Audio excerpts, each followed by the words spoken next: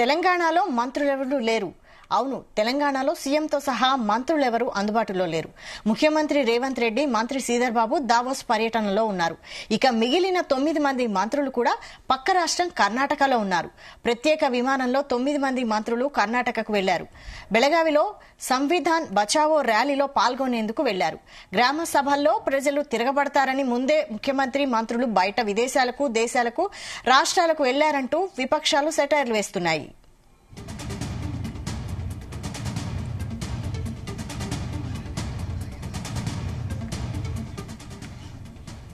ఇక దీనిపై మరిన్ని డీటెయిల్స్ బ్యూరో చీఫ్ నరేందర్ అందిస్తారు. నరేందర్.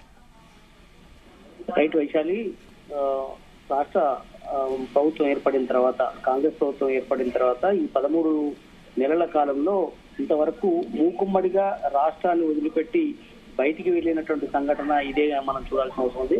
వాస్తవానికి ఎప్పుడన్నా హాలిడేస్ కానీ ఏదైనా ఫెస్టివల్ టైంలో కేవలం తెలంగాణలోని ఆయా జిల్లాలకు మాత్రమే మంత్రులు వెళ్తున్నటువంటి సందర్భాన్ని మనం చూసాం. కానీ మొదటిసారిగా రాష్ట్రం వదిలిపెట్టి పక్క రాష్ట్రంలోకి వెళ్ళడం, ఇద్దరు పూర్తిగా విదేశాల్లో ఉండడం అనేది మొదటి ఘటనగా మనం చూడాల్సిన అవసరం ఉంది. సీఎం ఇప్పటికే సింగపూర్, దావోస్ పర్యటనలో ఉన్నారు. ఆయనతో పాటు దుద్దిల శ్రీధర్ బాబు ఐటీ మినిస్టర్ కూడా వెళ్ళినటువంటి సందర్భాన్ని మనం చూసాం. ఆయన ఇద్దరు కలిసి 24వ తేదీ సాయంత్రం వరకు కూడా హైదరాబాద్ కు వచ్చే అవకాశం లేదు, తెలంగాణకు వచ్చే అవకాశం లేదు.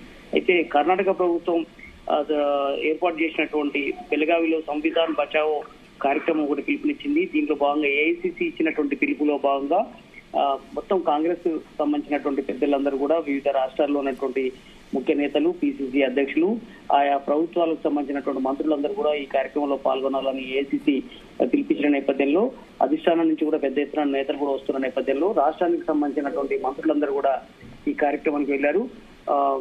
మిగిలిన 9 మంది, మొత్తం ముఖ్యమంత్రితో సహా 11 మంది క్యాబినెట్ లో ఉన్న నేపథ్యంలో, ఇద్దరు విదేశాల్లో ఉన్న నేపథ్యంలో మిగతా 9 మంది కూడా ఇద్దరు మంత్రులు, మహిళలు కొండా సురేఖ, సీతక్కతో సహా మిగతా 7 కూడా అందరూ కూడా కర్ణాటకకు వెళ్లారు.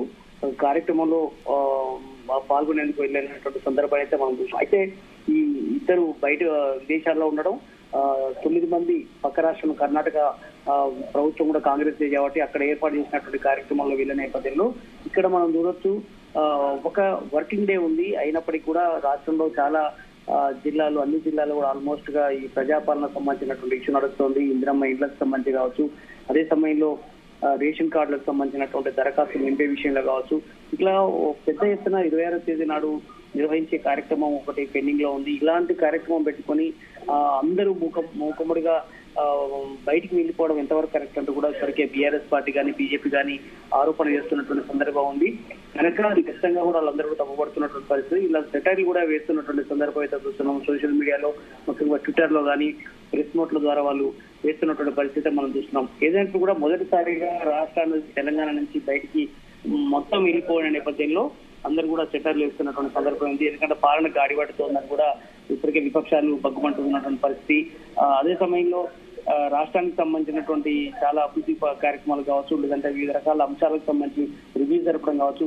ఒకసారి మనం చూస్తే సెక్రటరియట్ దగ్గర మనం ఉన్నాం. సెక్రటరియట్ లో అంబేద్కర్ సచివాలయంలో కేవలం ఐఏఎస్ ఆఫీసర్లు, కొంతమంది ఉద్యోగులతో సహా అందులో ఉన్నారు తప్ప ఎవరు కూడా మంత్రులు కానీ, ఇక్కడికి మంత్రులు ఉంటే ఆటోమేటిక్ గా ఐఏఎస్ ఆఫీసర్లు కంటిన్యూగా ఉంటారు. అదే సమయంలో ఇక్కడ ఎమ్మెల్యేలు వచ్చే అవకాశం ఉంటుంది, ప్రజాప్రతినిధులు వివిధ జిల్లాల నుంచి వివిధ పనుల కోసం వస్తుంటారు. కానీ సెక్రటరియట్ మొత్తం కూడా బోసిపోయిన పరిస్థితి మనకు కనిపిస్తోంది.